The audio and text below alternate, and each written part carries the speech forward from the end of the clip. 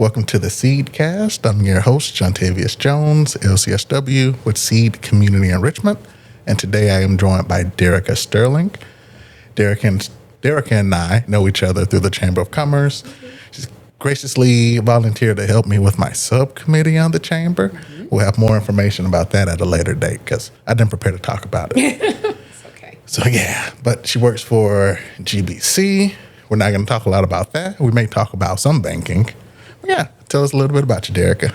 I'm Derricka Sterling. I am originally from Anniston, Alabama, and I live here in Griffin, Georgia. I've been working for a managing Georgia banking company since 2022, and it has been quite a thrill.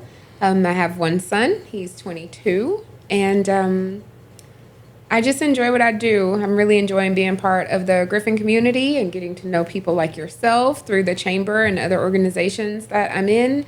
And I'm just really happy to be here. Yeah, thank you for joining us. Derricka does a lot in the community, a lot of things with the school system. So yeah, I'm excited to have you be with us too, learn more about that and you. Oh, well, thanks. Yeah. I'm excited to be here. It's not often that someone wants to get to know you and talk more about what you do outside of your job, so I'm excited. Yeah. So let's keep it kind of interesting. What's something people would be surprised to know about you as a person? I think people would be surprised to know how animated I am.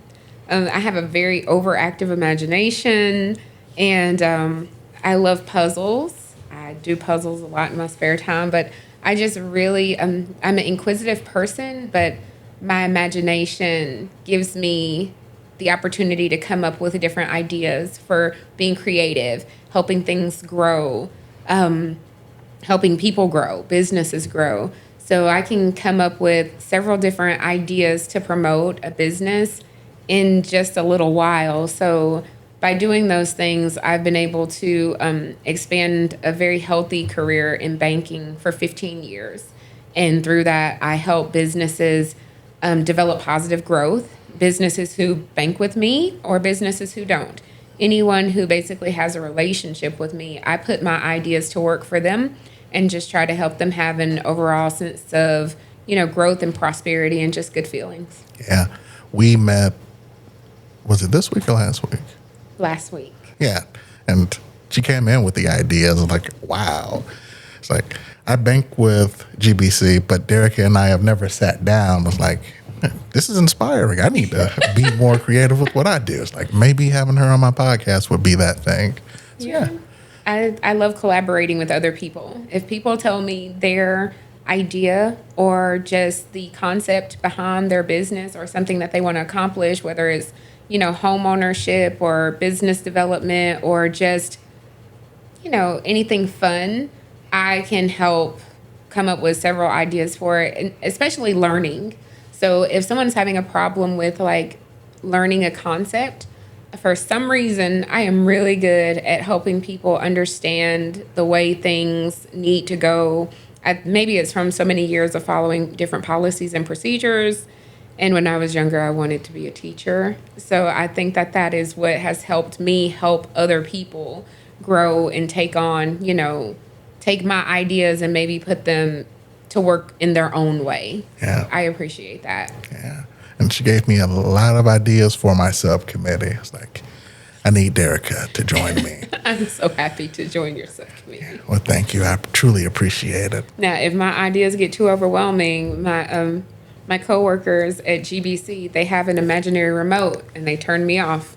So you get you an imaginary remote and turn me off if it gets to be too much. I gotcha. I will. Right. And you're big into costumes. Yes. So because of my imagination and just the type of creativity that my mind has, I'm really into making things look like something. If you give me a picture or something and tell me to replicate it, I can, but characters, for some reason, have always stood out in my brain. Characters and jingles and little things like that, they just, animation, just, I don't know, I have such an interest in it. So For Halloween is my favorite holiday, and I am usually about 3 to 4 different characters every year for Halloween. I wish I was more into like the Comic-Con. I've never gone to one, but I would love to just go and see how creative people can be in costuming and, replicating ideas. Too many people for my blood. But yeah. I do think it's kind of cool. Yeah. The idea of being there, not so cool. Yeah. So I feel you. I watch YouTube videos on it because I'm not really good at being a part of a crowd. I guess because I've been on a stage and stuff for so many years of my life, being put in the crowd, it kind of does give me anxiety. So, yeah, I don't think I will just stick to watching YouTube videos on the Comic-Con experience. Tell us more about being on the stage. What do you mean? Well, I grew up, my mother really encouraged, my mom and my dad really encouraged me to always find myself, be myself, express myself. So I was always in the band, on dance line, symphonic band, cheerleading, speeches at church, and just in front of large audiences of people. I've never had a fear of speaking in front of people. So I've gotten very used to being able to look out at a crowd, but being a part of the crowd, I probably need to be near the exit or on the end of a row. I can't sit in the middle. Even in church, I always go to the end of the pews because I'm just not very comfortable in a crowd. I've never even been to a major concert in my life. I mean, I'm not judging you. I've never been to a major concert. I did go to a live music thing one day. Mm-hmm. I was like, why am I here? And my eardrums almost busted. I was like, why? Why do people like this? I don't get the hype. Yeah. Maybe because I was in a crowd. I was like, I really don't want to be here. Who knows? But I feel you. I don't think you're missing out on anything. I don't think so either. All of my favorite artists, I'm like a fan from afar. I can listen to it. I can tell YouTube to pull it up. I don't really think that I will be so sad if I never go see someone live in person. Everybody's recording it anyway when they're there. You're right. My thoughts instantly go to, what's the traffic like going home? Going home. It's like, I'm going to be stuck in traffic. I don't want to go. Yeah. I'll just be here. Yeah. Be comfortable. So, okay. And I'm the person at the end of the concert or the show, I am going to sit there for as long as I can to make sure I don't have to sit in all of the traffic and stuff. So I'll just wait out my time and then I'll get up and leave once everybody's probably gone. I think I'd do that too. I went to a play at the Fox. I left pretty early. I was like, I've sat long enough. I need to get out of here. But the traffic was abysmal. Mm-hmm. Well, okay. I'm glad we have that in common. Yeah, we have that in common. I'm definitely a small social group type of person. If I have to be a part of it, I'm never going to go to a mega club or anything like that, or a mega church or anything. I just like small, intimate crowds if I have to be a part of the crowd. Okay. If I'm on the stage, I could probably be at, I don't know, the Mercedes-Benz Stadium talking to people, but I would never want to be in the crowd at the Mercedes-Benz Stadium. Okay. You are good at talking to people, and you do stand out. If you can notice her shoes, I put the cameras there so you can see her shoes.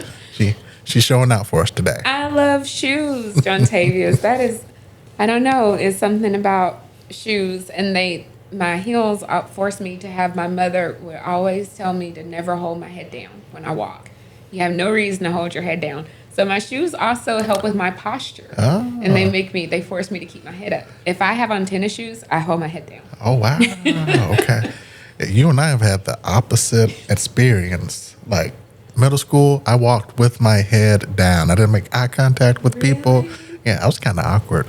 But you ever play Pokemon? Can't say that I've played it. I've watched it. Okay. I've never played it. Okay. So in the original Pokemon games, if you make eye contact with another trainer, you have to battle them. Mm-hmm. So me being a kid, I internalized that. Like if I make eye contact with people, I have to talk to them. So it's like, I'm not going to look at anybody. Right. So it was weird, but I got over it. And I also used to walk with my arms straight. My mom kind of made fun of me. She's like, that's weird. I was like, oh, okay. So So yeah. So how do you walk now? I move my arms. Oh, okay. I don't know if they're exactly in sync with my legs, but they move. So less weird. It's not weird. It's something that makes you you. Yeah. It's, what is it? And I can't think of the word, and I don't want to mispronounce it. So we're just going to move on. We'll move on. Okay, cool. So tell us how you got into banking. When I was a young mom. I became a mom at 18, and I bought my first house at 19. And I was still in college, and I was a waitress. I was a really good waitress. I mean, I was very successful as a waitress. But then having a child, it puts things in a home. It puts things in a very different perspective. Like I had to grow up really fast. So I became ill in 2006, and I just knew that waitressing doesn't offer benefits. I had to grow up and step into the real world. And I had a friend that was working at a bank, and she just seemed happy every day. She loved her customers when I would go in and see her. I mean, she just loved everything that she did. And she introduced me to her manager, and she offered me a job, and I was scared to death. And I said, no, I don't think I want to do this. And she said, oh, I think you do. And that day she had me sit down and fill out an application, and she hired me as a teller. And that was in Oxford, Alabama. And it did really change how I felt about interacting with people. Being a waitress, it was just like, do what they ask you to do, smile at them, and go away. But when I became a teller and a banker, it was more like I got to see that just because people come into a bank and they have money, that doesn't mean that they know how to make responsible decisions with it. Or it also helped me learn that, sometimes there just isn't enough. And sometimes there may be too much. And I got to know people, and I got to care about people on a different level than just cashing a check. And I've watched a lot of people be victims of things around their finances, which is more detrimental than most people give credit for. And it opened my heart to a different demographic of people that wasn't just one demographic of people. There are people from all walks of life that were depending on me to do my job accurately and be nice to them while I did it, whether they had $5 or whether they had $5 million. I had to treat everyone the same, and it gave me such an appreciation for the success and for the struggle of people when dealing with their money and the level of respect that they deserve while they're there. So I just came to love it. I became passionate about it, but not just about the field, the people that were really entrusting me to build a relationship with me and let me advise them on what to do with one thing that is so meaningful to everyone's survival, and that's their money. Wow, that is awesome. I know it's a little too deep for why you choose a career. I mean, I feel like it should be that deep. That's your why. Yeah. And it's a good why. Yeah. And I'm glad you stepped into that discomfort. It's like, yeah, I don't think this is for me. That lady was a little pushy, but it worked out for the best. It did. It did. She taught me a lot about the do's and don'ts of people. So my first manager that I ever had that impacted my life, her name was Selena, and she managed me as a waitress, and she was tough. Selena taught me the ins and outs of this is how you treat people, this is how you do your job, and this is how you make money. And I give her so much credit for teaching me so many things about management in general. And my branch manager who taught me so much, there were two of them, Casey and Tracy. They were the management team at my first retail banking job, and they were a great team. They taught me how to, trust other people, to do your business right, train them and trust them. And I've had very successful teams over the past 15 years. I've worked for some amazing financial institutions. They've given me ample space and opportunity to grow their businesses. So while, yes, I know how to grow a bank, I know how to bring a bank from maybe having a struggle with, retention, operating losses, just compliance type things to just, retail banking in itself, it can be tough. Turnover is high. People have different motives now working in different careers, but the lessons that I took from those three women in making sure that I understood what it was to be an employee, be a respectful employee, be a manager, and be a manager who cares, I owe a lot of what I've learned to them. Awesome. For you, what is it like being in a leadership position? It's the best thing ever. What I love most about leading people is helping people see their potential and then watching what they do with it. So you can always look at something else and see, oh, that would be great if. And you may want to give that idea to, whatever that item is. Or you may say, well, that would be great if, but I don't feel like getting involved. As a manager and a leader, you don't get that. You don't get that choice. You can see the potential in someone, and the thing that I say is they would be great if they knew blah, blah, blah. And I make it my business to work with them. Well, first I make sure that that's what their passion is, because they may not want to be great at banking, or they may not want to be great at, reading reports or anything like that. So if they don't have the want to do it, you can't force that. But I find out what people's goals are for themselves. And if I can do anything to attribute to you accomplishing your goals, that's what I want to do. That's what a leader does. So I think my passion for people and seeing them succeed is probably what makes me a good leader. Wow. That was deep. Oh, thanks. And like hearing you say that made me think about the people who've been influential on me. Like they saw something in me. And I remember I had one teacher in undergrad. She was like, you're really good at doing like bibliographies or whatever. That's the most boring thing ever. But that advice, that comment stuck with me. Like whenever I had to do a part like that, it's like, I got this. I know how to do this. I'm good at it. Right. You're good at it. And all it took was someone reinforcing that idea to you to let you know that empowerment is everything. And if you can find it in your spirit to empower someone else, it will come right back to you. I know it does me. The good juju that I put out in the world, I feel like it comes right back to me. And I don't know, I'm overjoyed with it. I am overjoyed to see people around me just grow and be better and me help them accomplish anything. Yeah. And that gives me joy in what I do too. Like seeing my clients prosper makes me do better. Right. Even sometimes they may not be doing well, but even that perspective helps me. It's like, you know what? I can still do this even though I'm not feeling the most motivated. So yeah, I agree with you. Cool. Learning a lot about you today, Derricka. No. It's pretty deep for for this conversation, but I mean, it's really just the truth. I like growth, and I think that's one thing I really like about GBC. GBC is different from any bank that I have ever worked for in that your success is our mission. That's our mission statement. And I think that's amazing because we do have the opportunities to partner with people and help them be successful. And our logo has a seed in it because that's what we do. We plant seeds and then we nurture them and we watch them grow, because even the largest tree was once just a little seed.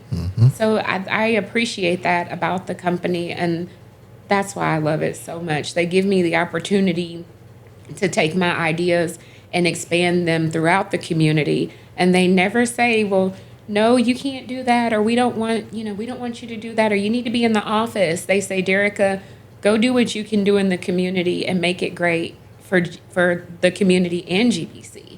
And that's what I really love about them. That's what sets them apart from others. Okay. What do you think sets you apart from other people in your position? I think what sets me apart is probably my love for people. I don't think that I am an extraordinarily amazing banker, but I think that I have an extraordinarily amazing heart for other people. I like to see people grow and just be prosperous and be happy. And a lot of people aren't happy because of their finances.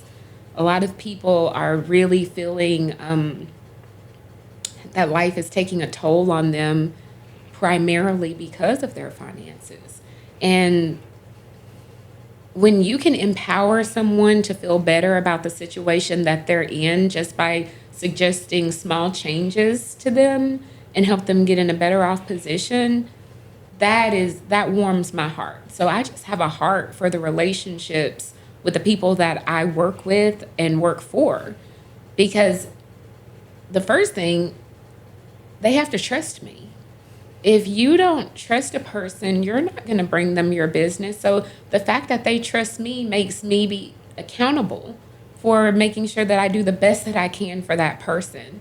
So I think that what sets me apart in this is that I do have a heart for my customers and everyone that I'm pouring my energy into. In some way or another, they're just always going to be right here. Okay. You carry them with you. I do. Okay. Definitely do. A lot of people make fun of me because my cell phone number's on my business card. And they're like, you've got to be crazy. I'm not crazy. I'm willing. I'm willing to help when I can. Now, there are some calls that I get that, I can't help on a Sunday night at 11 o'clock. But a lot of things that people do run into, I can just get out my computer and just to even give them a peace of mind to say, Mr. Customer, I've helped turn off that debit card, or, I can see that transaction didn't come out of your account. Sometimes that will just that's the difference between someone losing sleep and just being able to have a better peace of mind. So I do have a passion for helping people find comfort in me and what I do. That is awesome. Okay. I had another question for you. I think it has slipped through my mind. Oh, how would you recommend people become more financially literate? There's a lot of resources out there. There are a lot of people that give their opinion about how to become rich or how to become financially stable. But I think advice is the best thing that you can get. If you don't know something, seek the knowledge to find out. I think that by listening to different people's opinions about growth and their best practices, it does help, but seek the educated knowledge around becoming financially literate.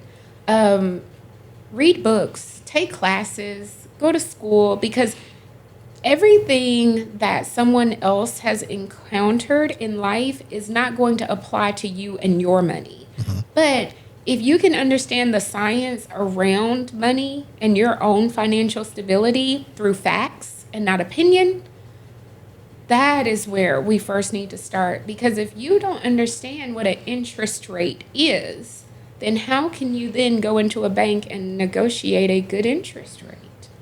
So I feel like there are so many people that are out there with YouTube videos and TikToks and everything that say, this is how you can become rich in 30 days. Mm-hmm. Well, if we go to the basics to find out, more about how our spending affects the economy and what happens to the tax dollars that come out of our paychecks and what is the difference between gross and net. Those are the types of facts that you first want to start with and make sure that you understand those things and how things are done legally in a financial industry. Then I think that that's the best way someone can grow to understand, how they can help themselves financially. And also look at what you're doing. Look at your habits. Make a list of what you feel like are your good or your bad habits when it comes to spending money. I teach the difference in wants and needs in the school system, and that's a lot. We have good conversations with the children around wants and needs, because where a child may say, a computer, for example, is on the board and there's two computers, but I can ask the child with their parent, is this a want or a need? And the child will say a need. And the parent will say, no, that's definitely a want. And the first thing the child will say is, well, what about when we had to do remote learning during COVID? And the parent's like, oh, yeah, but that doesn't count because you want the game to, you want the computer to play games.